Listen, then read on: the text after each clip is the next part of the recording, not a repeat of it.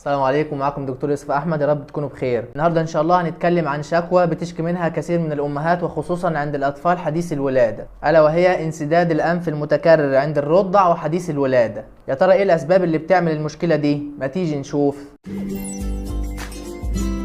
اولا 90% من الاسباب دي بتكون اسباب غير مرضيه، يعني الطفل مش بيكون عنده مرض ولا حاجه. فمثلا اي حاجه تهيج الاغشيه المخاطيه المبطنه للانف هتؤدي الى المشكله دي، زي مثلا الهواء البارد او البرفان او التراب او الدخان او قاتل الحشرات اللي هو البيروسول او اي تلوث جوي عموما، لان اي حاجه من دول بتعمل احتقان في الاغشيه المخاطيه المبطنه للانف، يعني بتعمل تمدد، يعني بتزود الثقوب اللي موجوده في الشعيرات الدمويه وبالتالي تزيد كميه المخاط المفروزه داخل الانف.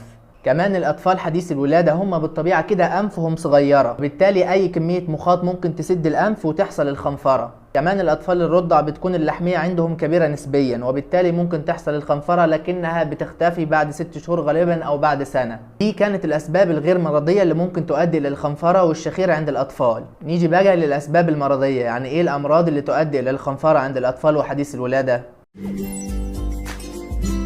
اول حاجه نزله البرد العاديه او التهاب الجيوب الانفيه او حساسيه الانف. الطفل ممكن يكون عنده حساسيه الانف ودي غالبا بتكون عامل وراثي، يعني بيكون حد من العيله غالبا عانى من المشكله دي زي اخوه الصغير مثلا. كمان برضو من الاسباب المرضيه تضخم اللحميه الكبير جدا، ودي بنعرفها بيكون الطفل عنده خنفره مستمره، يعني مش بتروح وبتيجي، لا دي مستمره على طول، مستمره معاه حتى في النوم. الاسباب المرضيه دي بيكون غالبا معاها سخونيه وكحه والتهاب في الحلق. ولو الطفل عنده حساسية أنف بيكون غالبا عنده عطس متكرر وبيحك مناخيره غالبا في لبس الأم وهي شايلاه.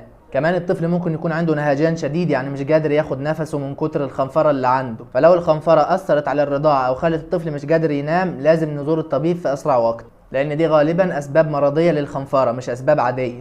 طيب نيجي لنقطة علاج الخنفرة.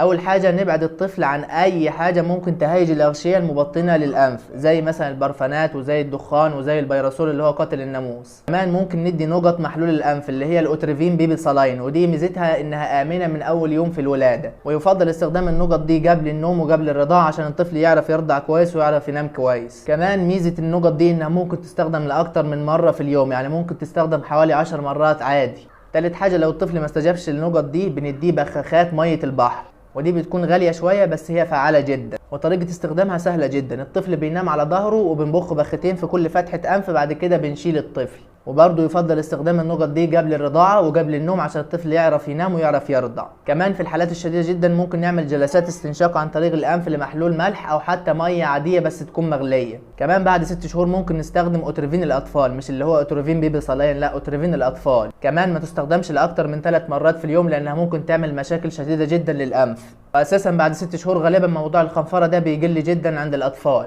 بس كده أتمنى أكون أفدتكم، والسلام عليكم. وأبيات الشعر العربي النهارده بتتكلم عن القناعة والرضا. قال الشاعر: ولقد رأيت من الزمان وغدره ما منه يعتبر اللبيب ويقنع.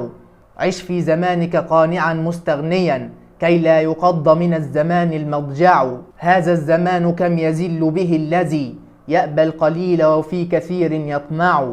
واحرص على رد الجميل وصنعه لا يخلو فعلك من جميل تصنع. فكما الأنام بك العيوب كثيرة وجميل صنعك عن عيوبك يشفع. فكما الأنام بك العيوب كثيرة وجميل صنعك عن عيوبك يشفع.